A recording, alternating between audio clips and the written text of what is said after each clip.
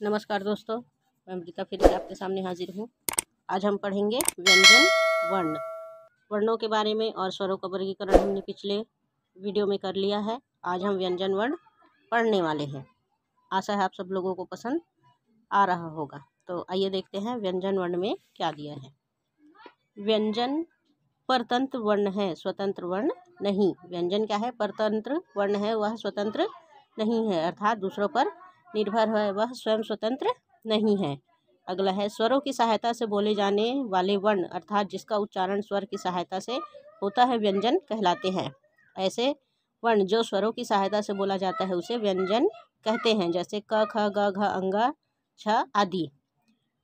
अगला है प्रत्येक व्यंजन के उच्चारण में अ की ध्वनि छिपी रहती है। जब भी हम कोई व्यंजन को उच्चारण करते हैं उसमें अ की ध्वनि छिपी ही रहती है। अ के बिना किसी भी व्यंजन का उच्चारण संभव नहीं है। जैसे क, जैसे हम क बोल रहे हैं तो क और अ, तो क्या हुआ? क।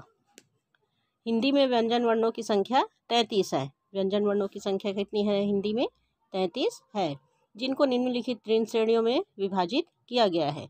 हिंदी वर्ण 33 होती है, इसको 3 भागों में विभाजित किया गया है। पहला स्पर्श व्यंजन क, क वर्ग से प वर्ग से तक 25 व्यंजन स्पर्श है। क से लेकर प वर्ग तक के, अर्थात क वाले लाइन में क, ख, ग, घ, फिर प वाले लाइन में प, फ, ब, भ, ऐसा करते हुए 25 व्यंजन ऐसे हैं जो स्पर्श व्यंजन है। इनका उच्चारण क्रमशः कंठ अर्थात गले के किनारे से, तालु जीभ के ऊपर वाले हिस्से से, मूर्धन्य आधे से, दंत ओष्ठ स्थानों के स्पर्श हैं। दांत से बोलते समय ओठ से, इन स्थानों में स्पर्श होता है।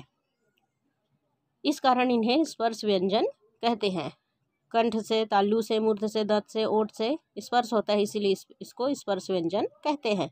इन्हें वर्गीय व्यंजन भी कहा जाता है। इन्हें वर्गीय व्यंजन भी कहा जाता है। स्पर्श व्यंजन के साथ साथ वर्गीय व्यंजन के नाम से भी जाना जाता है, क्योंकि ये उच्चारण स्थान की अलग अलग एकता लिए हुए वर्गों में विभक्त है। क्योंकि यह उच्चारण स्थान के अलग अलग एकता लिए हुए वर्गों में विभक्त है, अर्थात कोई व्यंजन दंत होते हैं, ओष्ठ होते हैं, या कंठ होते हैं, तालु होते हैं, या अलग अलग होते हैं, वर्गों में विभक्त।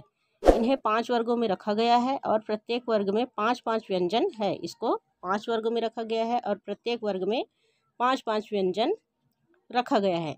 प्रत्येक वर्ग का नाम पहले व्यंजन के अनुसार रखा जाता है। प्रत्येक वर्ग का नाम जो है पहले व्यंजन अर्थात पहले अक्षर जो होता है उसके अनुसार रखा जाता है, जो इस प्रकार है। व्यंजन 25।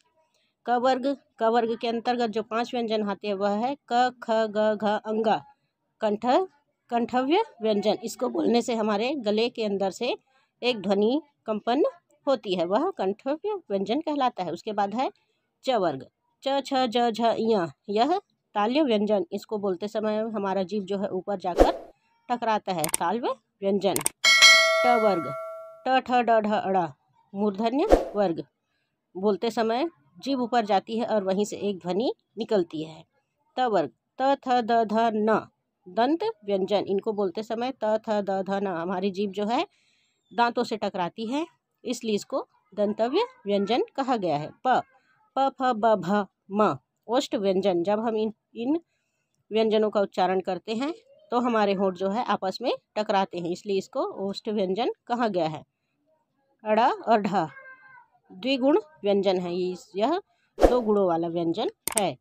नोट: प्रत्येक वर्ण वर्ग का पंचम वर्ग नासिक व्यंजन कहलाता है। प्रत्येक वर्ग का अर्थात क वाला वर्ग है उसका अंत वाला जो है अंगा, तो वो क्या कहलाएगा? नासिक व्यंजन कहलाता है। जो भी वर्ग है उसका अंतिम व्यंजन अर्थात 5वें नंबर वाला नासिक व्यंजन कहलाता है। यथा अड़, ज्ञ, ड, अंग, ज्ञ, अड़, न, म आदि।